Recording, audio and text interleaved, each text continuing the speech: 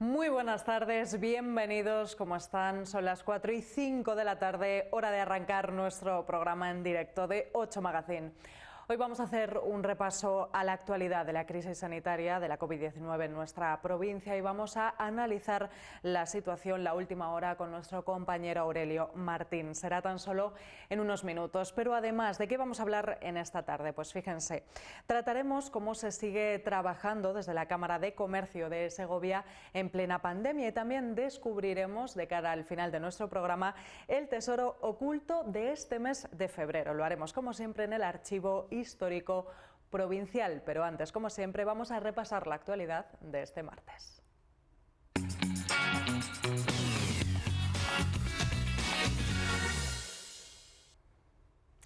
Pues rompiendo platos, así han expresado los hosteleros segovianos su malestar ante las restricciones que ayer conocíamos que se extenderán hasta el próximo día 23 de febrero. Exigen además ayudas directas para evitar, dicen, la ruina inminente del sector. Laura Hernández ha estado siguiendo esta jornada que no solo se ha dado en Segovia, sino también en otras muchas partes de España. Laura, muy buenas tardes. Dicen los hosteleros que están pagando, ¿no?, los platos rotos de la pandemia. Buenas tardes, Carlota. Pues hasta aquí, hasta la delegación territorial de la Junta ha llegado la protesta simbólica de los hosteleros hoy aquí en Segovia. Partía de la subdelegación del Gobierno. Más de 200 profesionales de este sector se han sumado a esta protesta con la que quieren hacer ver a las administraciones, tanto del Estado como de la comunidad, que necesitan compensaciones para que sus negocios no lleguen a la ruina. Llevan muchos meses prácticamente sin trabajar y, sin embargo, ellos insistían, han seguido pagando los impuestos. También han recordado que la hostelería, es la principal industria de la provincia de Segovia y que si no les ayudan es probable que se pierdan muchos puestos de trabajo en los próximos meses. Una protesta que, como te decía, partía de la subdelegación del Gobierno para llegar aquí a la delegación territorial de la Junta, y con este gesto lo repetirán durante los próximos martes hasta que al menos les escuchen y puedan llegar a un equilibrio entre las restricciones para salvar vidas y su trabajo. La salud es lo más importante, por supuesto, pero puede haber un equilibrio entre la salud y la economía. La situación es insostenible, tienen que abrir ya, copien la política de Madrid. Mínimamente lo que está haciendo Ayuso funciona mucho mejor. Nos han cerrado, que nos compensen, que es su obligación.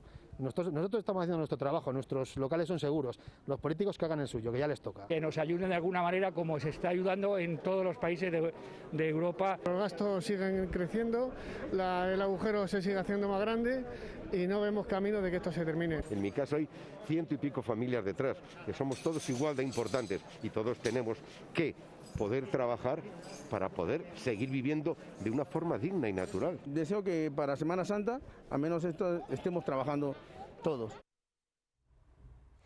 Es una situación complicada la del sector de la hostelería. Gracias, Laura. Nos vamos ahora hasta el río Eresma. Preocupa de nuevo el deshielo y, por tanto, el desbordamiento de este río. El caudal sigue creciendo y ha llegado ya hasta 26 metros cúbicos por segundo, que ha alcanzado esta mañana. Natalia Fernández nos cuenta más detalles. Un río Eresma que se encuentra en alerta por la crecida de su caudal. Hasta 26 metros cúbicos por segundo se están registrando durante la jornada de hoy. Este caudal continuará creciendo porque a todas las precipitaciones que han caído hasta hoy se van a sumar las que se esperan para toda la semana. Además, a partir del jueves las temperaturas van a subir, sobre todo las máximas, que se alcanzarán los 15 grados, y todas esas precipitaciones, toda la nieve que ha caído durante el fin de semana en la montaña comenzará a deshacerse. Precipitaciones que nos acompañarán durante toda la semana, que además vendrán acompañadas por fuertes rachas de viento. Y es que Segovia se encuentra en aviso amarillo por rachas que podrían alcanzar los 70 kilómetros por hora. Una situación preocupante, gracias, Natalia. Les hablamos ahora de una noticia un poco más positiva. Un segoviano ha ganado más de 2 millones de euros, sí, más de 2 millones de euros en la Bonoloto de este lunes. En la administración donde se ha vendido el boleto agraciado, la número 10 de Segovia, está nuestra compañera Patricia Martín. 9, 15, 37, 39, 43 y 47. Estos 6 números han hecho muy feliz a una persona que va a cobrar más de 2 millones de euros. El boleto se validó en esta administración situada en el barrio de Nueva Segovia. Su responsable nos comenta que es una administración que tiene mucho paso, no solamente las personas que viven en este popular barrio de Nueva Segovia, también las personas que vienen a los supermercados, al conservatorio, de paso para los municipios del Alfoz, y espera que sea alguien que le haga muy feliz y pueda hacer feliz a mucha gente con esta importante cifra de dinero, más de 2 millones de euros. Por fin, una buena noticia para la ciudad de Segovia, muy golpeada por toda la crisis sanitaria y la crisis económica derivada de la pandemia. Es muy difícil que conozcamos quién es el afortunado con este boleto, que hizo una inversión de 3 euros para poder jugar toda esta semana a la Bonoloto, y con esos 3 euros se lleva esa importante cantidad. Como es tan importante esa cifra, no tiene que pasar por esta administración, directamente irá al banco. Es bonito, a mí me alegra mucho también por Segovia, porque Segovia estamos destrozados. El tema de hostelería nos atañe a todos. El que diga que no, es raro que no tenga algún familiar o tenga algún contacto o tenga alguien. Entonces, es importantísimo para Segovia, yo creo. Además, es un dinero, o sea, yo creo que genial, es una de las pocas noticias alegres que tenemos. Que es una apuesta de 3 euros semanal, de Bonoloto semanal. Lo hace mucha gente, entonces, a saber. Si la persona no se pone en contacto conmigo es imposible saberlo. Lo sabrán más los bancos, lógicamente, al tener que pagar que nosotros, los loteros.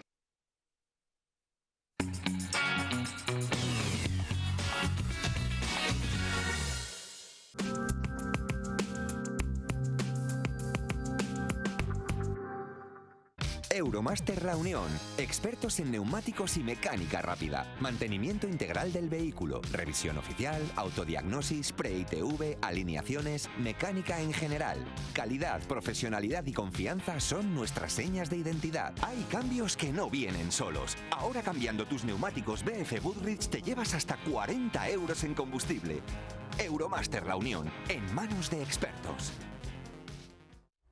Bueno, pues agradecer también a nuestra compañera Patricia, que ha estado siguiendo esa noticia algo más agradable de ese sorteo de la Bonoloto, que dejaba a un solo acertante más de 2 millones de euros, ¿verdad? Quien lo pillara. Bueno, continuamos con 8 Magazine. En esta ocasión vamos a hacer una parada del repaso a la actualidad. Visitamos el portal segoviaempleo.com para ver cuáles son las últimas ofertas de trabajo publicadas.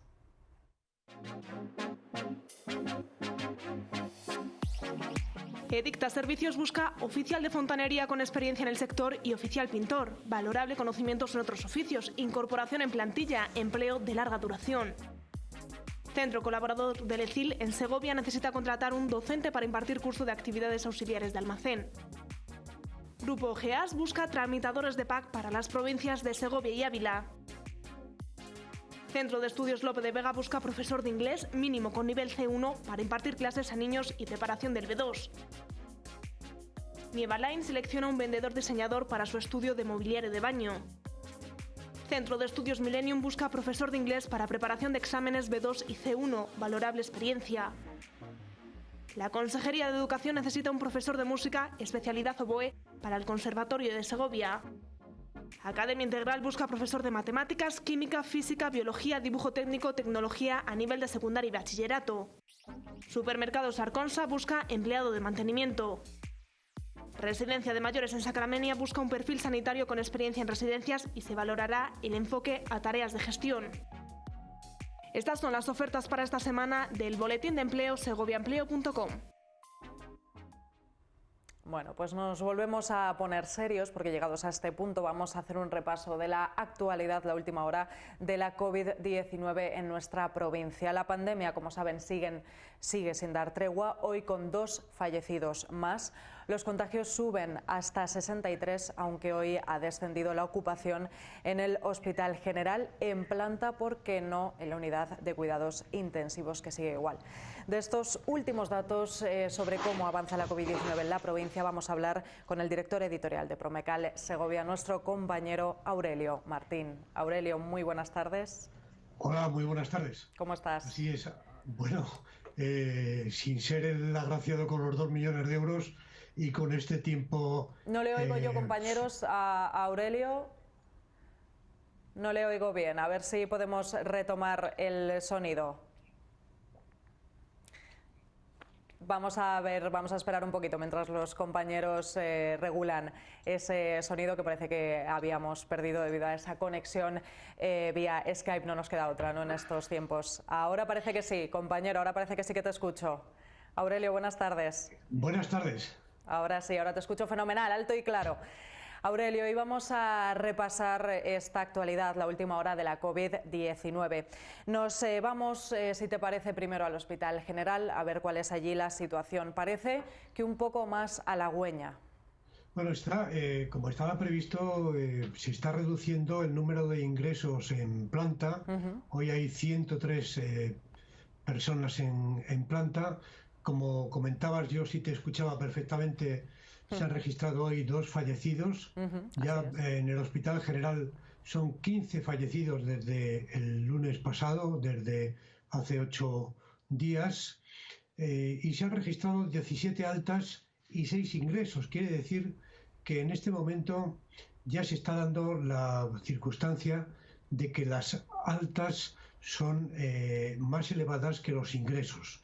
Excepto ayer, que hubo 5 ingresos y 3 altas, pero en los días anteriores, tanto desde el miércoles hasta el domingo, esas altas han sido siempre mucho más bajas que los ingresos, con lo cual, por lo que se refiere a la situación de la planta, de las plantas del Hospital General, bueno, pues decir que se baja un poquito la presión.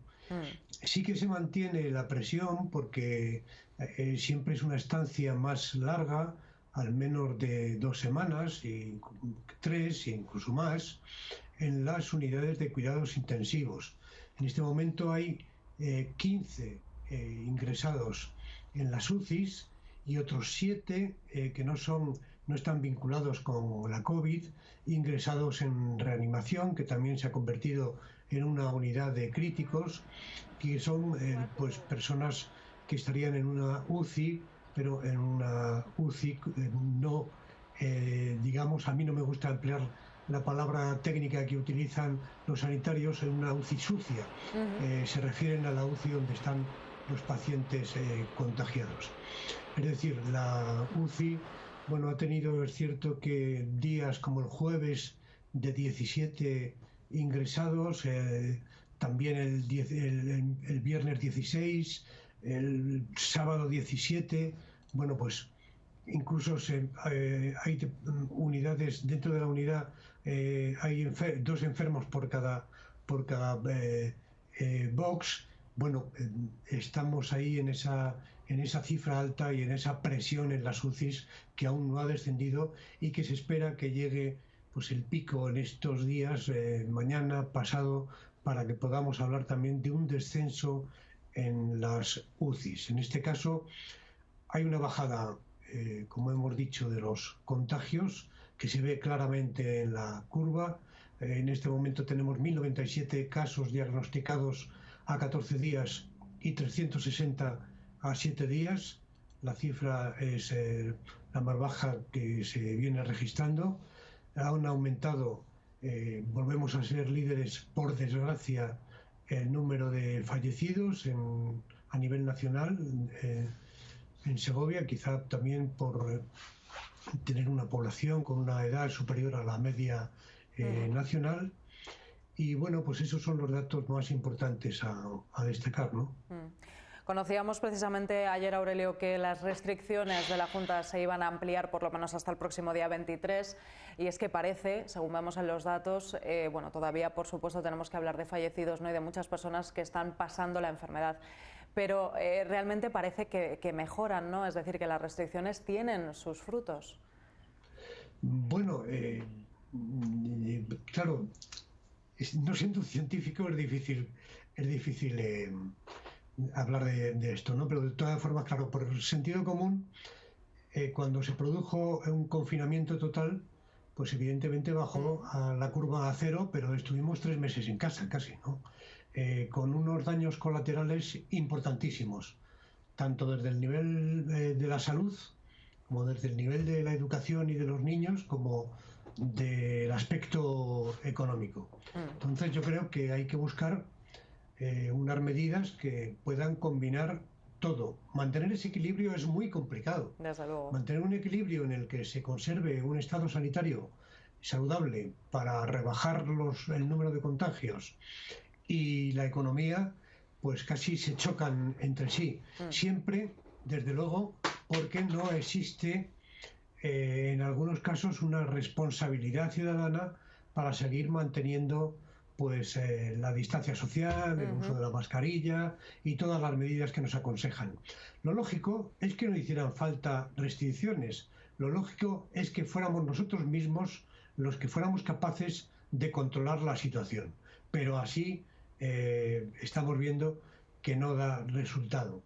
Además, también se ha demostrado por los informes científicos que, bueno, en los sitios cerrados, los sitios que no están muy ventilados, pues se producen aerosoles que son los que contagian, y si se trata de restaurantes o de bares donde la protección facial, la mascarilla, pues se quita para comer o tomar un café, pues posiblemente sea también un foco de contagio, aunque no tenga que ver con que en todos los establecimientos, por supuesto, guarden las normas sanitarias que les exigen las autoridades, ¿no? Entonces, bueno, es difícil. Es posible que a nivel de los cierres perimetrales y sobre todo el estado el toque de queda, el toque de queda a las 8 de las 8 de la tarde, pues puede influir. ¿Por qué? Porque claro, lo que estás haciendo es un confinamiento, entonces influye evidentemente. No sabemos si cerrando a las 10 de la noche, como hacen en otros sitios, pues pudiera haber pasado lo mismo. Pero es curioso también, porque hay una contradicción aquí respecto a la posición política, porque mientras que han pedido medidas más drásticas y el gobierno central pues no parece que se haya sentido favorable, por otro lado nos están vendiendo que con estas medidas se está bajando la curva. Entonces hay muchas veces que los ciudadanos andamos confundidos con el mensaje político que recibimos. Exactamente. Pues mira, Aurelio, ya que has sacado el tema, precisamente vamos a adelantar un poquito el siguiente punto del que íbamos a hablar, eran las vacunas, hablaremos de ellas un poquito más adelante, y si te parece comentamos este tema del toque de queda. Estábamos muy pendientes y seguimos muy pendientes de la decisión del Supremo sobre ese toque de queda que la Junta ha puesto ya desde hace tiempo a las 8 de la tarde y que se va a mantener, parece, hasta el próximo 23 de febrero, si no se dice lo contrario. ¿Es legal realmente? Porque se puso podemos decir, esa norma de que se pusiera el toque de queda a las 10 de la noche y las comunidades pudieran adelantarlo o atrasarlo una hora, pero en esta ocasión son 2. Lo tendrán que decir los magistrados del Tribunal Supremo si es legal o no, que es lo que estamos esperando. Llevamos un rato y todavía no he visto los teletipos. No he visto los teletipos para ver si han adoptado ya una decisión. Casi es un poco arriesgado hablar de este tema. Mi impresión es que iban a fallar en contra, pero claro, tampoco es como la quiniela, casi más difícil que acertar la bonoloto de los 2 millones de euros que yo comentaba antes que no he sido el ganador. Vaya. No sé en este momento cuál va a ser ese pronunciamiento del Tribunal Supremo y qué pasará. En todo caso, sí que debe el Supremo, en caso de que falle en contra de la decisión de la Junta de Castilla y León de adelantar el toque de queda, ¿qué va a ocurrir con las multas que se han impuesto por saltárselo, por ejemplo? Entonces tendrán que matizar mucho esa decisión. Claro, si quedan invalidadas o no.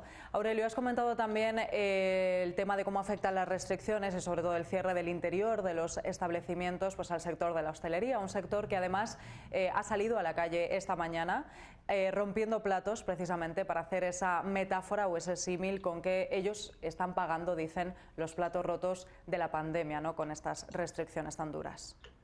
Así es, la foto de hoy es platos rotos en el suelo, ¿no?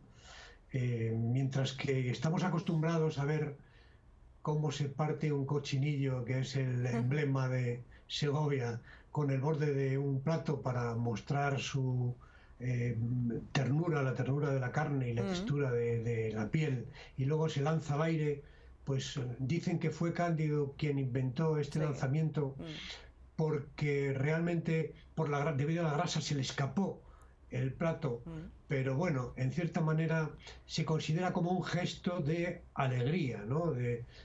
Un gesto de encontrarnos en un ambiente cordial, compartiendo un menú gastronómico. También conocemos lanzamientos de vajilla en los países soviéticos, cómo se tiran las copas hacia atrás, ¿no? Por ejemplo.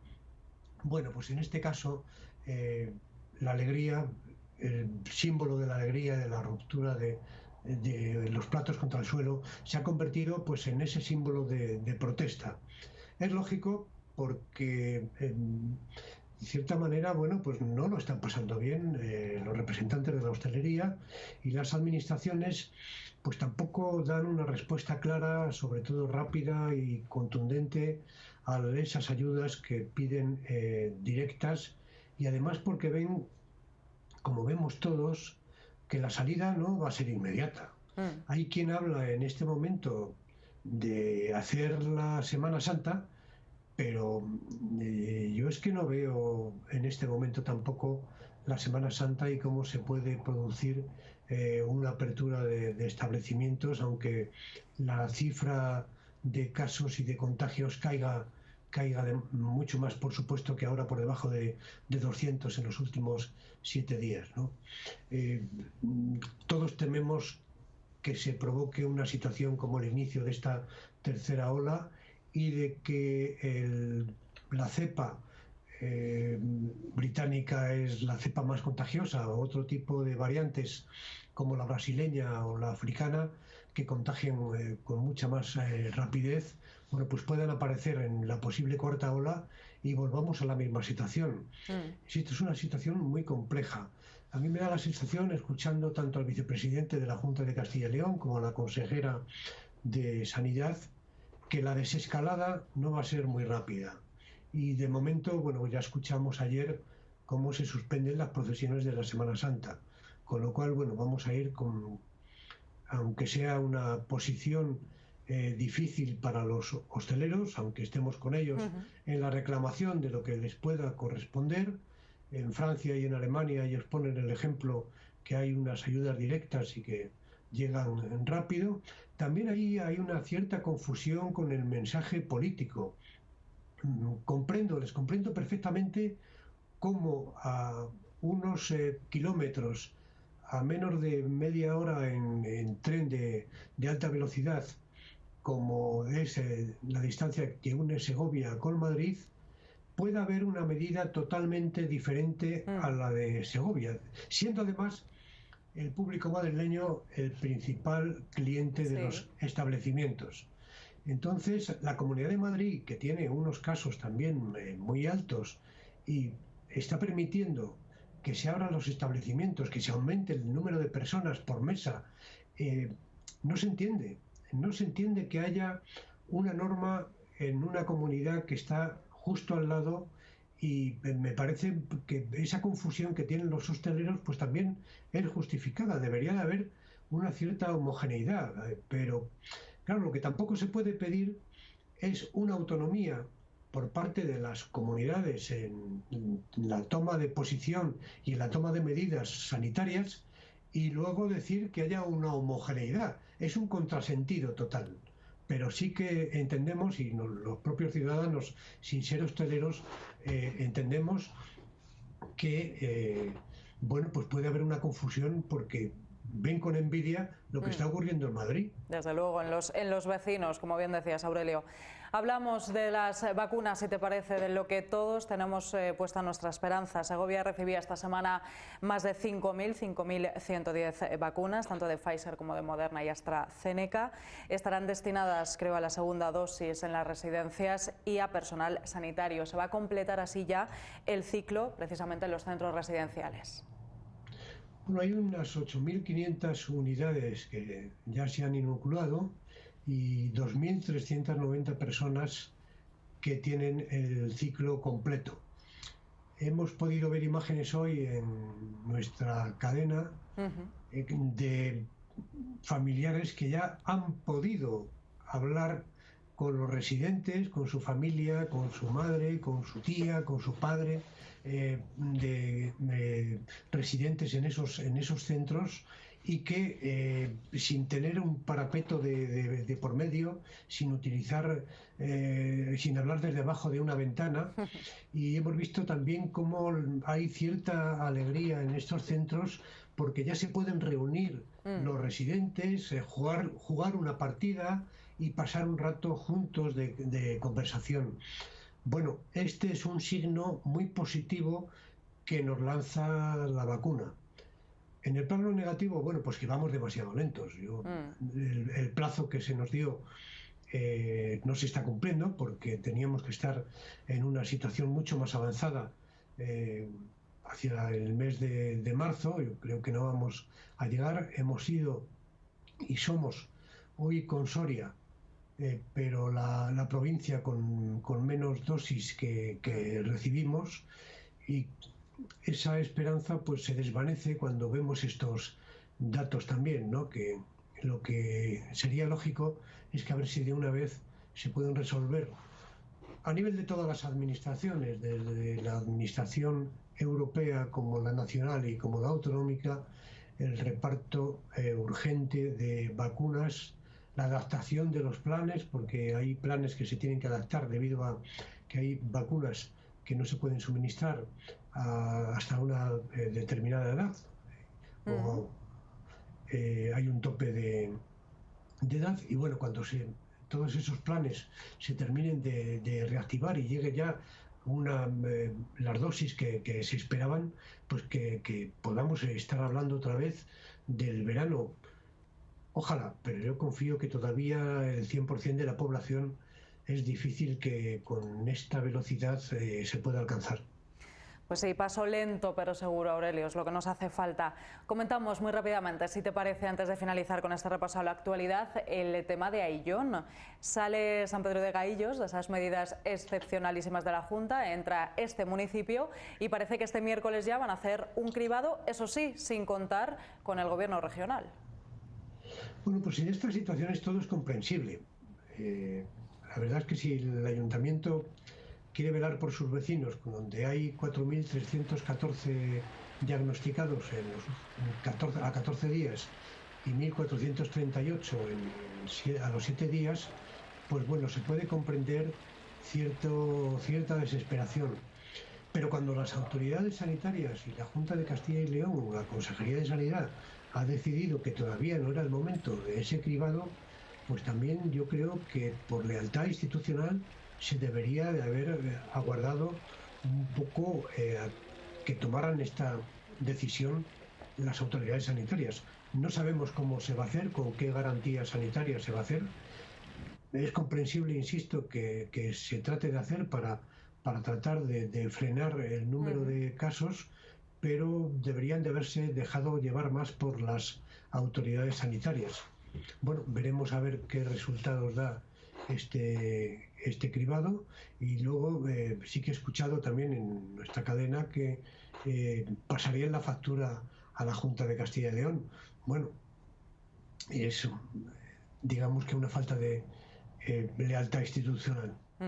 Desde luego, no sabemos, eso sí, a cuánto ascenderá esa factura, Aurelio. Estaremos muy pendientes este miércoles de ese cribado que se realizará en Ayllón debido a esas medidas excepcionalísimas que sufre el municipio desde ayer. Gracias, Aurelio, una vez más por este enorme repaso a la actualidad y este análisis también de la situación de la COVID-19 en la provincia. Cuídate mucho y un beso fuerte, fuerte, fuerte desde la distancia. Igualmente, cuídense ustedes mucho también, cuidaos vosotros y hasta la próxima semana. Hasta la próxima semana, Aurelio, gracias. Pues continuamos con 8 Magazine, pero será después de unos minutos de publicidad. No se vayan, que enseguida volvemos. Hasta ahora.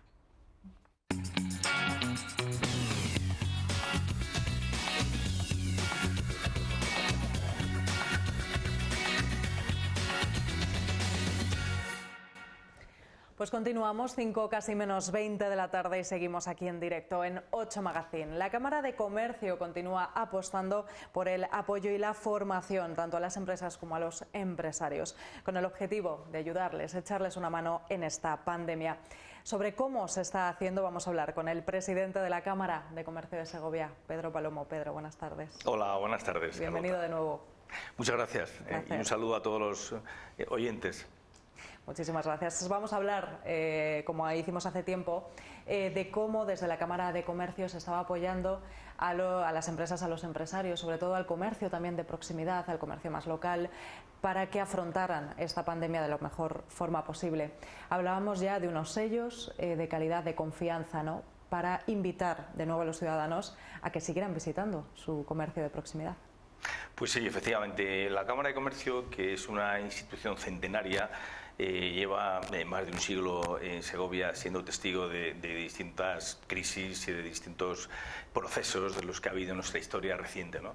Y uno de ellos, quizá de los más duros, ha sido la pandemia, que todavía estamos en ella, ¿no? Y bueno, pues hemos querido especialmente estar más cerca de las empresas, de las micropymes, y bueno, tengo que decir que además con satisfacción que ha funcionado muy bien el teletrabajo. La plantilla de la Cámara ha estado en todo momento atenta, muy pendiente de todas las inquietudes. Os podéis imaginar la cantidad de información que nos han pedido sobre pues, las medidas, confinamiento, cierres, actividades en general. Y luego, sobre todo, pues hemos continuado con la tarea formativa, ¿no? Porque uno de los pilares de la Cámara de Comercio es precisamente la formación para las empresas, y ahí hemos estado muy presentes. También hemos estado apoyando en el comercio exterior, en la exportación, ya que se hacen los certificados de origen.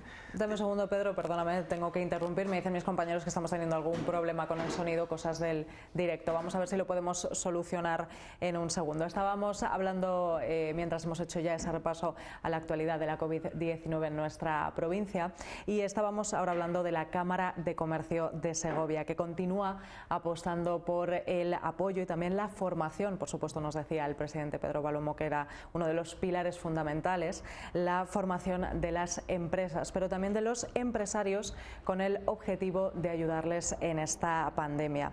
Estábamos hablando también de esos sellos de la Cámara de Comercio para apoyar sobre todo al comercio local, al comercio de proximidad, para que los ciudadanos, para que ustedes siguieran visitando esos establecimientos. Ahí lo están viendo. Es un momento también de apoyar a nuestro comercio local, al comercio más próximo, para que a pesar de la pandemia podamos seguir visitando pues nuestras pequeñas tiendas del barrio. Vamos a ver si ahora va un poquito mejor el sonido. Pedro, háblanos un poquito para ver si ya sí que sí. Se oye ahora mejor. Compañeros, ¿se escucha bien? Se escucha fenomenal. Gracias, compañeros. Me dicen que sí, que está ya todo estupendo. Pedro, comentábamos, apostabais por la formación y decías que la formación es uno de los pilares fundamentales desde las cámaras de comercio y sobre todo también desde las de Segovia. Sí, efectivamente, uno de los pilares es la formación, otro la exportación, otro el emprendimiento y la digitalización, por hablar de los cuatro que ya hacen en las cuatro patas del banco, efectivamente. Y bueno, en el tema de formación, pues hemos continuado la tarea desde el inicio con distintos programas, que además con una asistencia muy numerosa por parte de empresarios de Segovia, de micropymes. Como decía antes, el tema del COVID pues ha centrado una gran parte del programa de formación, y luego en el tema de comercio exterior pues hemos seguido ayudando a las empresas en las tareas de exportación, haciendo los certificados de origen. Tengo que decir con gran agrado que además pues en Segovia ha habido un aumento en cuanto a las operaciones de exportación. Se han extendido más de 1.600 certificados de origen. Y bueno, pues hemos seguido en esa tónica de apoyo al comercio exterior. Y luego también comentabas con buen criterio, la digitalización para nosotros es algo muy importante. Estamos en medio de una revolución digital, no solo en el mundo económico de empresas, sino también para toda la sociedad, ¿no? Y quizá ahora, precisamente, lo que nos ha traído la pandemia es pues el tirarnos a la piscina de forma casi, algunos sin saber nadar y otros estamos aprendiendo, ¿no? Entonces, realmente es una tiene ventaja el que se haya hecho de forma acelerada porque nos hemos metido de lleno en la digitalización. Y ahí estamos apoyando de forma muy importante a las empresas, a las pymes, con un programa en colaboración con la Junta de Castilla y León, con el Instituto para la Competitividad Empresarial, el ICE. Y bueno, como digo, es un programa en el cual se van a hacer 22 acciones y que esperemos que participen de aquí a junio aproximadamente 1000 personas. 1000 empresas. Bueno, hablábamos precisamente de la digitalización, ¿no? Y de cómo ha cambiado, se ha reinventado el mundo, absolutamente todo con la pandemia. Hablábamos antes que incluso desde la propia Cámara de Comercio se ha dado más que nunca el teletrabajo. Me imagino que para desarrollar estos programas, Pedro, estos proyectos, también se ha tenido que transformar, que reinventar la forma de llegar, ¿no?, hasta las micropymes, hasta las personas que están detrás, ¿no?, de estas empresas. Pues sí, efectivamente, tenemos una página web muy atractiva de visitar porque tiene mucha información, es muy intuitiva, muy fácil el acceso. Y luego, bueno, pues el censo empresarial de Segovia, la totalidad lo tenemos la Cámara de Comercio, con lo cual a través de organismos como la Junta de Castilla y León hemos podido acceder de forma masiva a conectar con emprendedores, con empresas.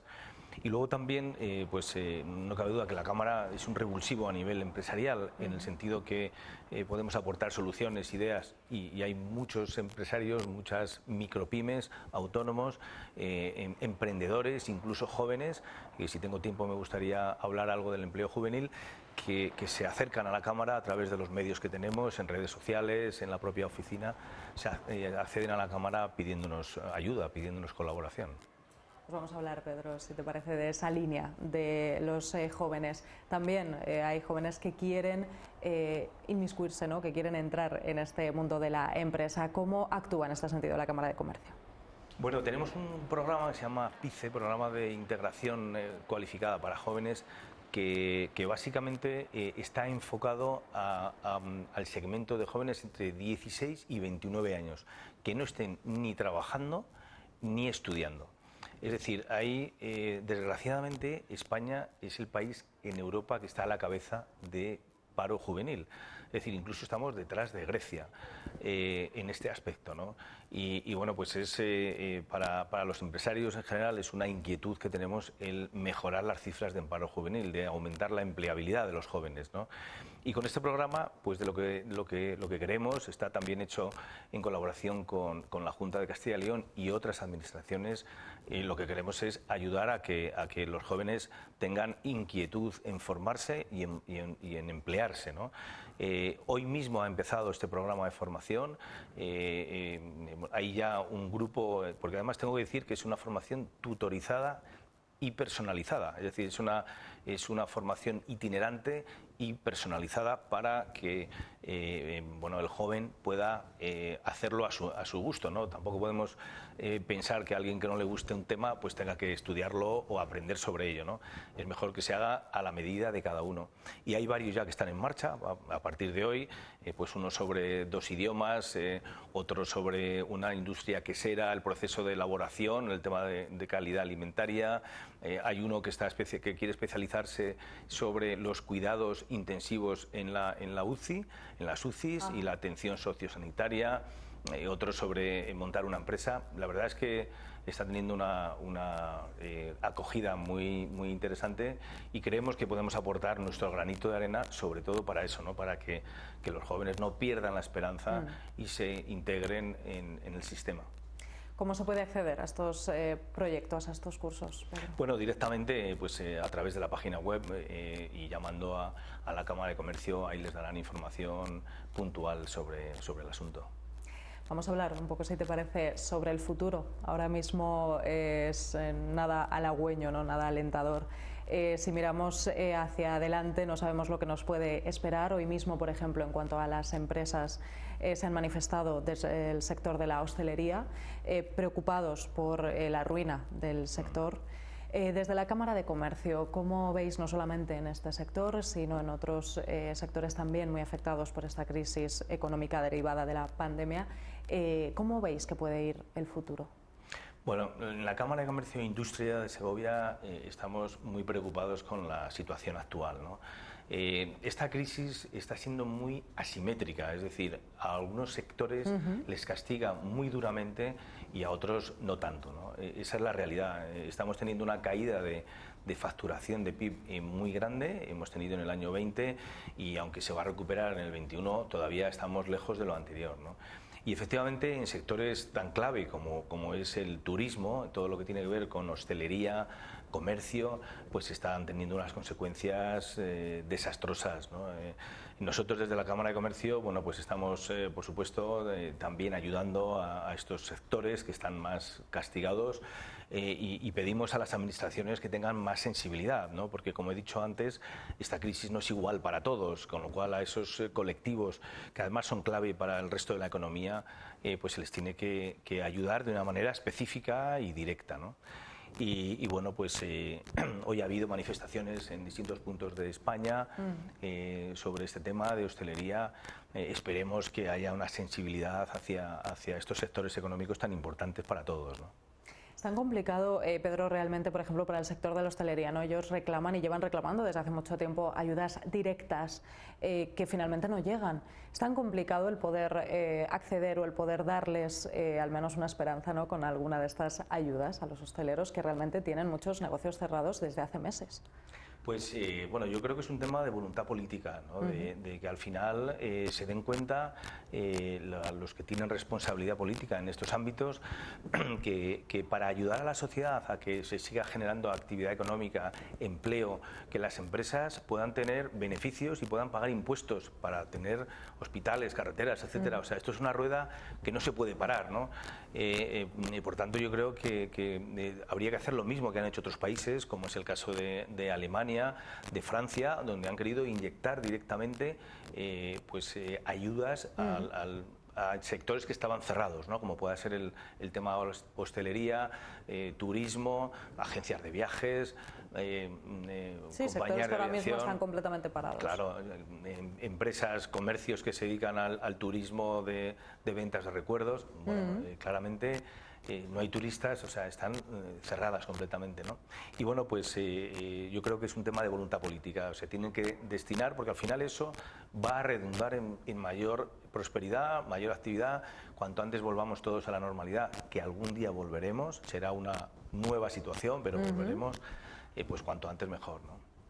Para terminar, Pedro, me gustaría volver a insistir en la labor que hace la Cámara de Comercio, sobre todo en cuanto a esa formación, a ese asesoramiento en el que todos los comercios pues, pueden acudir para demandar esa ayuda también por parte de la Cámara. Yo creo que ahora mismo toda ayuda y todo apoyo es necesario. Sí, y me gustaría puntualizar, Carlota, no solo comercios, sino también empresas, porque la Cámara de Comercio es de comercio e industria, es decir, que también están todas las empresas de la provincia dedicadas a otras actividades, ¿no? Y bueno, pues vamos a seguir ahí. Mi solidaridad para todas esas empresas, empresarios, autónomos que lo están pasando mal y toda esa gente que también, consecuencia del COVID, pues han perdido a sus seres queridos o lo están pasando mal, ¿no? O sea que al final saldremos de esta seguro. Mucho ánimo a todos y muchas gracias por darme la oportunidad de poder estar aquí en tu programa. Un placer, Pedro Palomo, presidente de la Cámara de Comercio de Segovia. Muchísimas gracias. Gracias. Nos vamos a publicidad en menos de 5 minutos. Estamos de vuelta, no se vayan.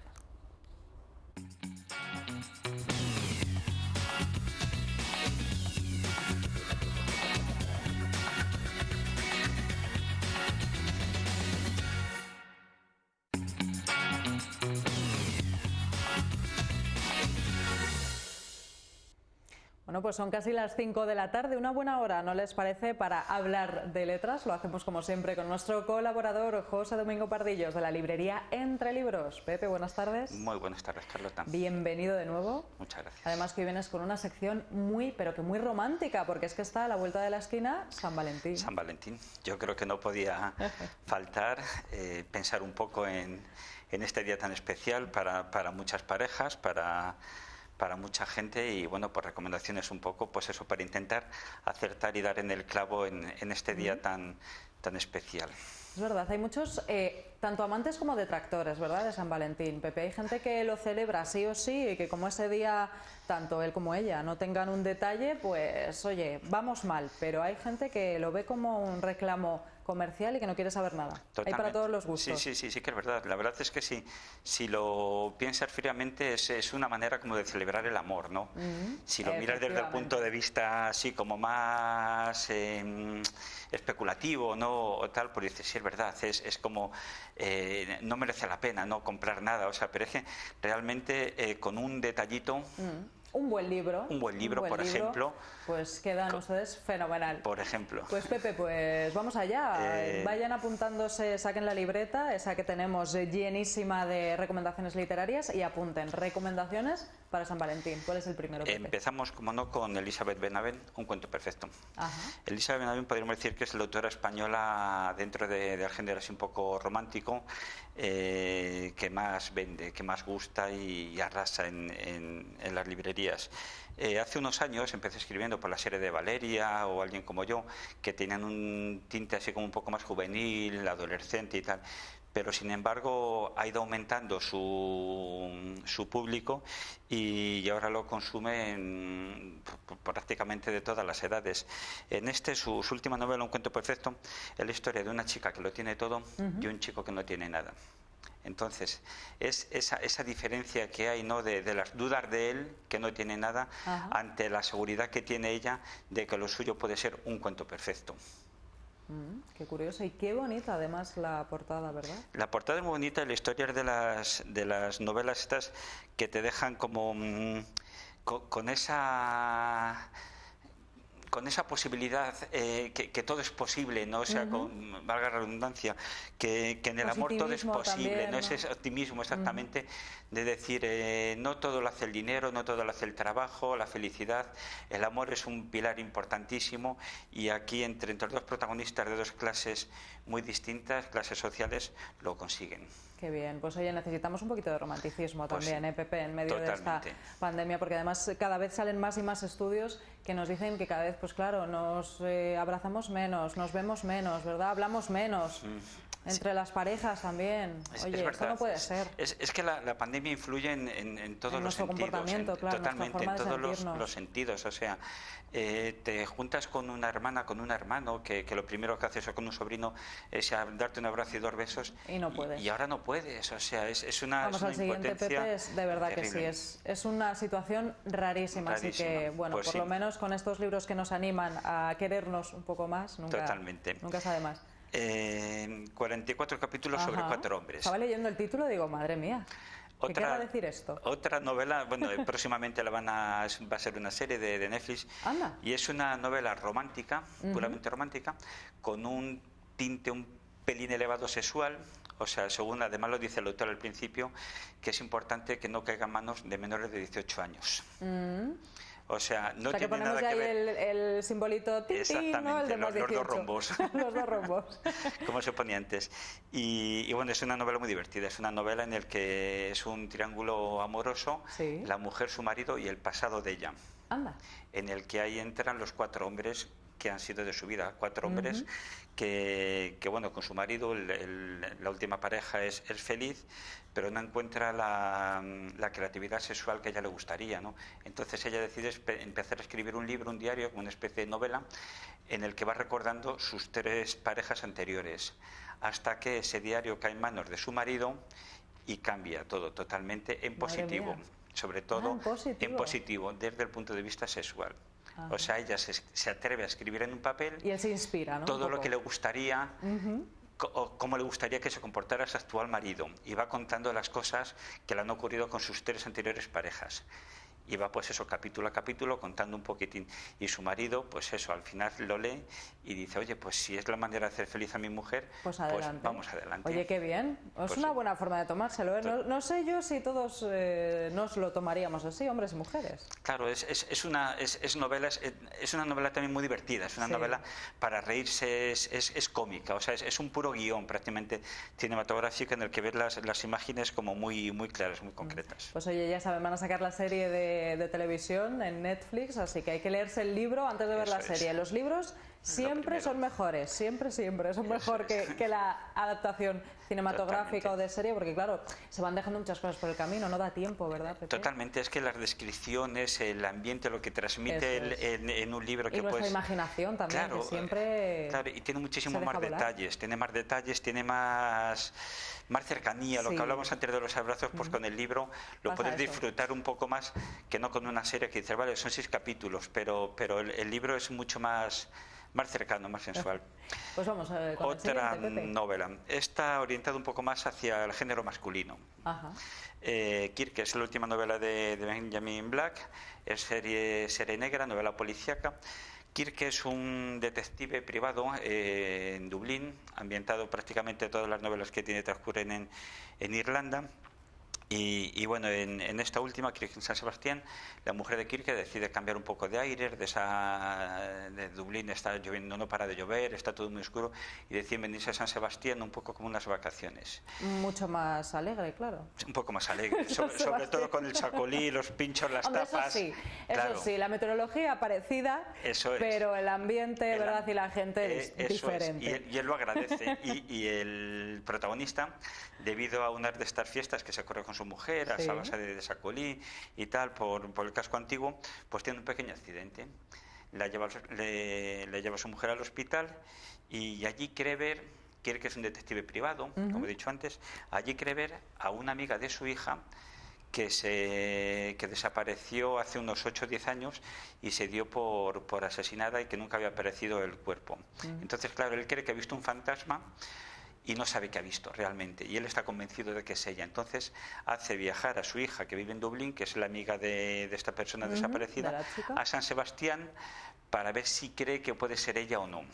Entonces, a partir de ahí es una trama con mucha acción, ambientado todo por aquí, por San Sebastián, y bueno, muy entretenida, con ese tinte un poco gris que transmite Kirk.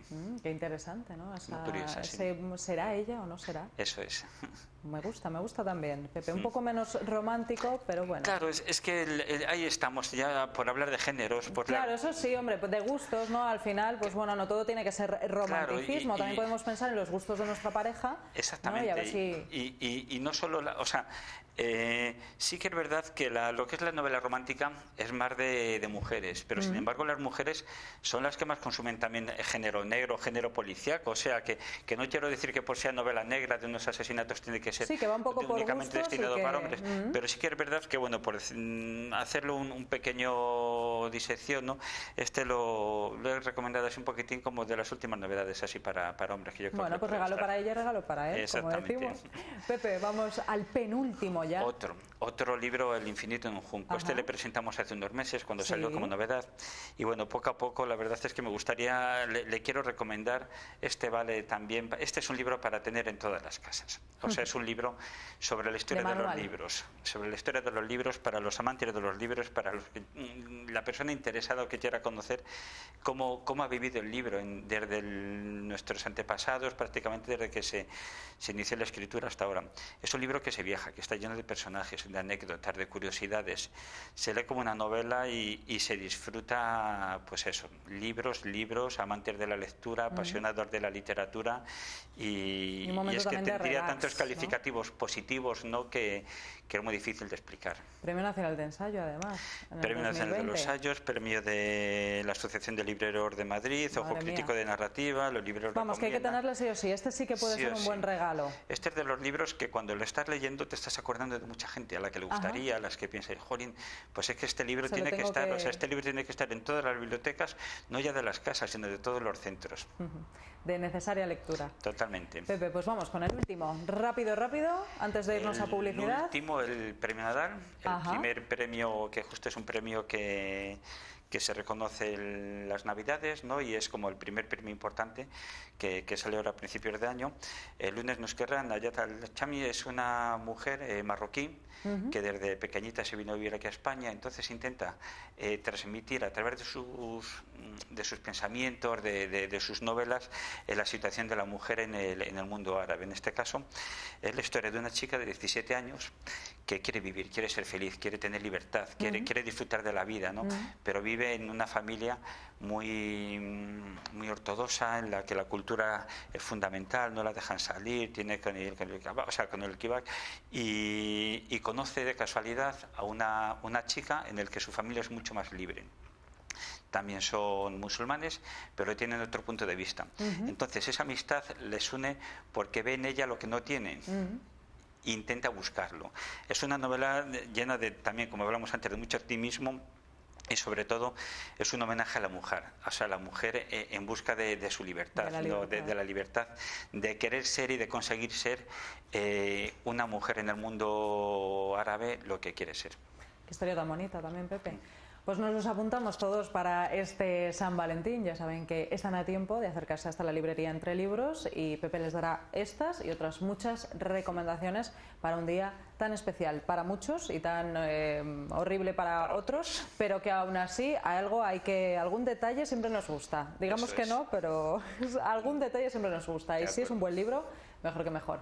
Pepe, muchísimas gracias como siempre por estas recomendaciones y nos vemos la próxima semana. Gracias a ti, Carlota. Cuídate mucho. Igualmente. Nos vamos a publicidad y en nada estamos de vuelta con un poquito más de 8 Magazine hasta ahora.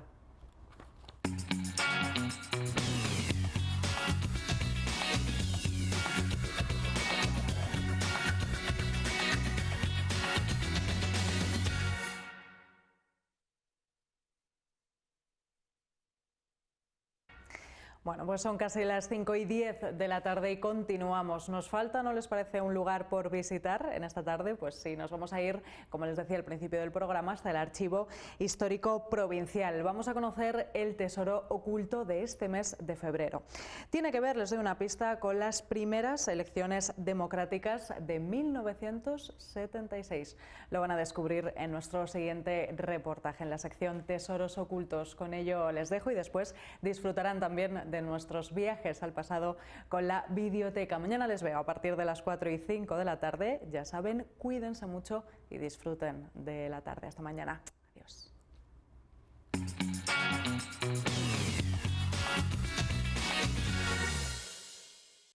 Bueno, bienvenidos de nuevo al Archivo Histórico Provincial de Segovia. Y este mes de febrero vamos a hablar de elecciones. El archivo conserva el fondo de la Junta Electoral Provincial de Segovia, que desde el principio, desde las primeras elecciones, cuando se plantea la reforma política, cuando Suárez empieza a plantear la reforma política en 1976, hasta prácticamente las del 2016, creo que son las últimas. Todavía no nos han mandado las más recientes, pero terminarán llegando al archivo también. Es un fondo que es muy curioso porque da muchísima información para el estudio de cómo se configuró la democracia en España y luego los distintos organismos que surgen de las elecciones, ayuntamientos, la Junta de Castilla y León o las Cortes Generales, ¿no? El Congreso y el Senado. También hay elecciones europeas, o sea, el Parlamento Europeo también tiene su reflejo en este fondo. Pero todos pensamos que el mundo electoral en España empieza con la democracia. Y no es cierto. O sea, en época de Franco había elecciones. Eran un tanto peculiares, no eran unas elecciones democráticas, pero eso no deja de configurar el hecho de que las hubiera. Entonces, en el fondo tenemos varios grupos y en el fondo de la Junta Electoral han llegado documentación procedente de las elecciones hechas desde los años 70. Esta en concreto vemos que es de 1970, perdona, aquí hay un expediente de 1972, cuando todavía Franco estaba vivo, pero también han llegado a través del fondo sindical. El sindicato vertical de Franco se encargaba de hacer una parte de las elecciones que configuraban lo que eran las cortes orgánicas, aquellas cortes extrañas que existían en época de Franco, que de hecho fueron las que juraron al rey Juan Carlos cuando le proclaman rey en 1975. Entonces, ¿qué tenemos? El reflejo de lo que eran las elecciones en aquella época, que había un censo electoral que afectaba o a los miembros de la Secretaría General del Movimiento, que era, digamos, el partido único, que afectaba al mundo sindical o que afectaba, como en este caso, a los cabezas de familia. y se entendía por cabeza de familia el hombre. O sea, eran tremendamente machistas en ese sentido. En las Cortes había una pequeña representación femenina que venía a través de la Secretaría General del Movimiento, que eran las representantes de sección femenina, pero como tal no tenían voto. Si pasamos las hojas de este mamotreto, que pesa bastante, vemos las papeletas electorales, que las conservaron, y vemos que había también cartelería, pasquines y los carteles con los cuales se llamaba al proceso electoral.